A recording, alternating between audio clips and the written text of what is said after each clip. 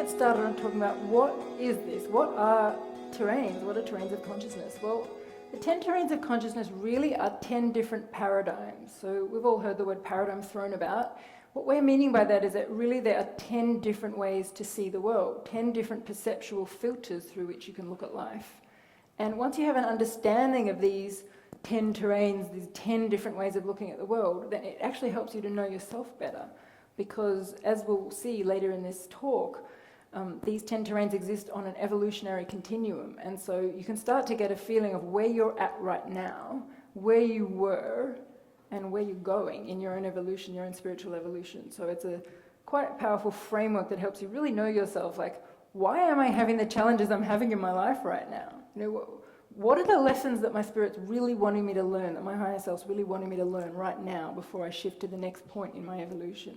So for those of you who really are seekers, who are really deeply called to know yourself, and we're both like that, and I'm sure most of you here are like that, this is going to give you a way to see why a lot of the things have happened to you at the times in your life that they did, and what's going on for you now and where you're headed to next.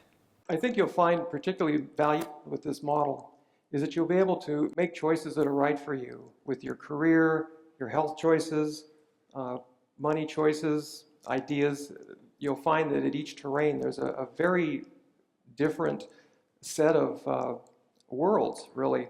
So you'll find why you're drawn to different people, different events, different situations and choices in life. It will become very clear what it is that's motivating that once we understand our terrain. And one of the things that I have found very helpful in learning this model and developing and understanding this model is it really has helped me understand other people better. Like my family, we're all at different terrains of consciousness. And since I've discovered this and understood this, it's just made it so much easier for me to understand why they're doing the things they're doing, why they're saying the things they're saying, why they don't seem to get my choices in life, and why they're resisting things that I'm embracing and vice versa. And the more I've understood this model, the more I've been able to use language when talking to people who are at other terrains so that they can actually understand me, even if they're seeing the world in a completely different way. So it's been very powerful to help you understand really how to communicate to people. And for someone like me who's a real people person, that's been incredibly helpful.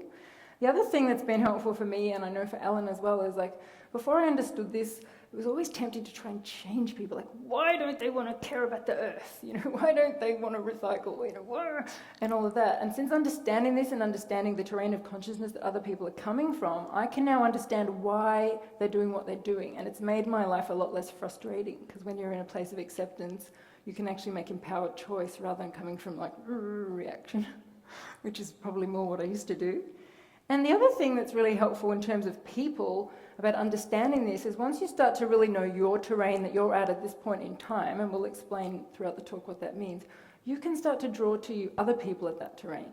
And they may not be your neighbours, they may not be, you know, your family, but, you know, especially as this work starts to go out into the world and people understand this, they'll be like, oh, all the circle people can find each other around the world, all the spiral people can find each other, and then you can have conversations and connections with people who actually see the world the way you do, who are interested fundamentally in the same kinds of life lessons that you're working on as well. And that's a really powerful way to have really deep affinity with people.